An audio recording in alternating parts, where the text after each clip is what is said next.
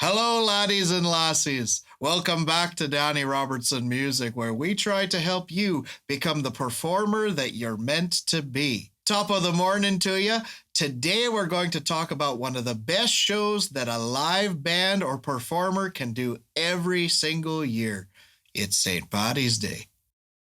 Yes, we're talking about St. Patrick's Day, and specifically performing around St. Patrick's Day as a live entertainer, whether you're a band or a soloist or something in between. I've always really enjoyed playing St. Patrick's Day. It's typically a very fun show where a lot of people come to it, but it is a show that can have some unexpected circumstances, and you need to be aware of that going in so you can be prepared, okay? So today I want to talk about 3 things that you should know about performing on St. Patrick's Day.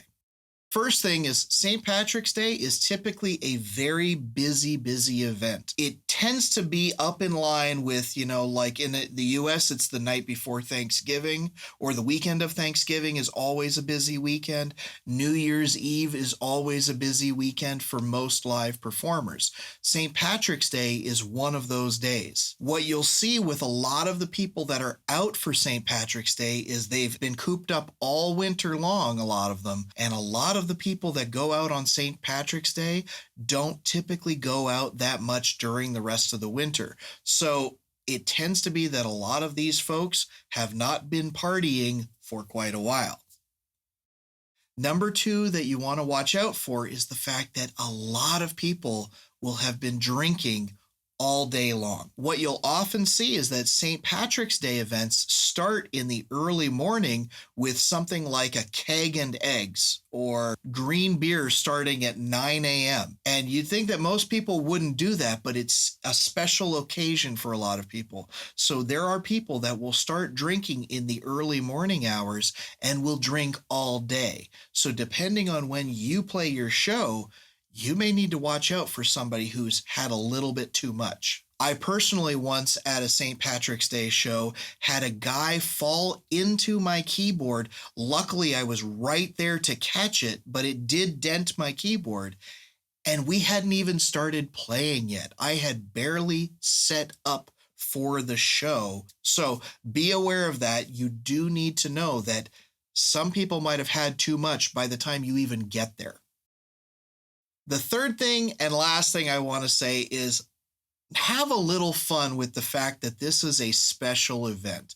This is like dressing up like Santa Claus for a Christmas show, or wearing patriotic gear for your Memorial Day show or Canada Day or the 4th of July or Labor Day. That kind of stuff you can lean into and have a little bit of fun with it. So because it's St. Patrick's Day, you want to lean into your inner leprechaun. Wear a little bit of green, maybe have some beads to throw out, and, do some kind of contest that is specific to that day. It's very likely that your crowd is ready to have a lot of fun with you. So wear some green, bring some things like beads, maybe have a contest, maybe bring in some special guests, have some fun with it, and make it a special event that is bigger than your normal everyday show. So we're keeping it short this week. I wanted to make sure you just had a couple of things in your tool belt and things to be aware of for your St. Patrick's Day show. But just go out there and have a lot of fun. If you're playing this week, you should have a great show. Most of these shows are a lot of fun. Again, so there's 3 main things to remember. 1, your crowd is probably going to be pretty big, and they've probably been cooped up all winter, and a lot of them are going to be ready to have a great time, okay?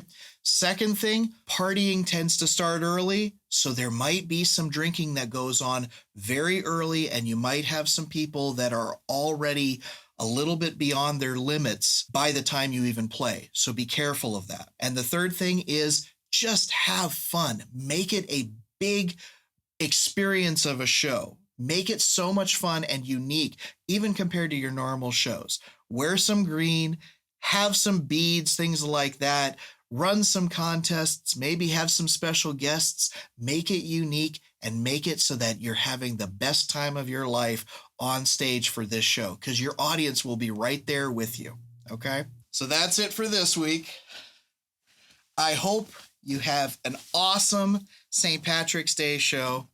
Get a little bit Irish this week and have some fun, okay? In the meantime, best of luck to you on your next great performance, and I'll see you soon. Take care.